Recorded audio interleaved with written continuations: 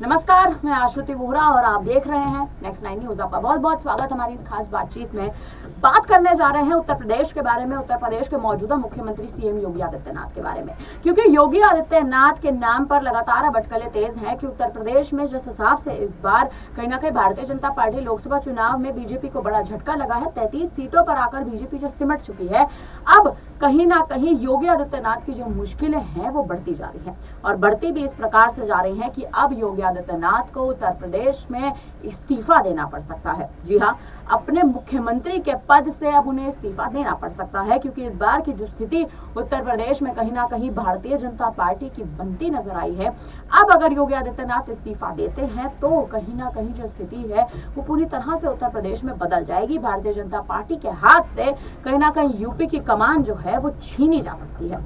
लेकिन वहीं क्या हो अगर हम आपसे ये कह डालें कि ये अभी की स्थिति नहीं है, 2022 से कहीं ना कहीं जो स्थिति है वो पैदा होती नजर आ रही है। जी हाँ, उत्तर प्रदेश में 2022 के विधानसभा चुनाव से पहले ही खबरें इस प्रकार की थी कि विधानसभा चुनाव से पहले योगी आदित्यनाथ से उनकी गद्दी मुख्यमंत्री की छीनी जा सकती थी। लेकिन उस वक्त योगी आदित्यनाथ को सीएम की गद्दी से नहीं हटाया गया, क्योंकि कहीं ना कहीं भारतीय जनता पार्टी को, बीजेपी आला कमान को ये आभास हो गया था इस बात का कि अगर उत्तर प्रदेश से योगी आदित्यनाथ को हटा दिया जाता है मुख्यमंत्री की कुर्सी से, तो भारतीय जनता पार्टी उत्तर प्रदेश बुरी तरह से 2022 में ही हार जाएगी। ऐसे के चलते योगी आदित्यनाथ का इस्तीफा नहीं लिया गया और ना ही उनको उनके पद से हटाया गया। लेकिन अब के जो कयास है वो काफी तेज है कि उत्तर प्रदेश में बीजेपी की करारी हार के बाद योगी आदित्यनाथ का जो इस्तीफा है वो लिया जा सकता है, या फिर योगी आदित्यनाथ खुद इस्तीफा दे सकते हैं, या फिर उनको उनके पद से बीजेपी आला कमान हटा सकता है।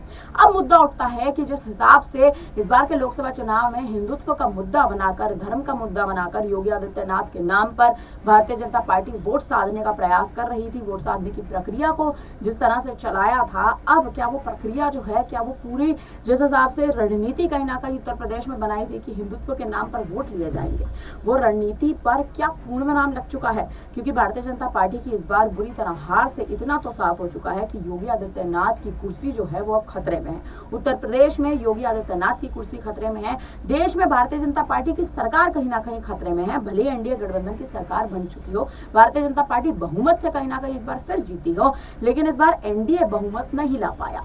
और मुद्दा यही उठता है कि इंडिया अलायंस ने जिस हिसाब से इस बार कहीं ना कहीं उत्तर प्रदेश की बात करें तो समाजवादी पार्टी ने जिस हिसाब से इस बार जीत दर्ज की है 37 सीटों पर, यूपी के 2027 के विधानसभा चुनाव में जो मुश्किलें हैं वो कहीं ना कहीं बढ़ती नजर आ सकती हैं। अगर उत्तर प्रदेश में योगी आदित्यनाथ गद्दी पर बैठते हैं तो 2027 में बीजेपी को वापसी करनी होगी, जोरदार वापसी करनी होगी, नहीं तो भारतीय जनता पार्टी 27 के विधानसभा चुनाव बुरी तरह हार सकती है। फिलहाल इस पर आपको क्या लगता है, आप हमें कमेंट करके जरूर बताइएगा। बाकी तमाम बड़ी खबरों के लिए बने रहिए हमारे साथ, देखते रहिए नेक्स्ट टाइम न्यूज।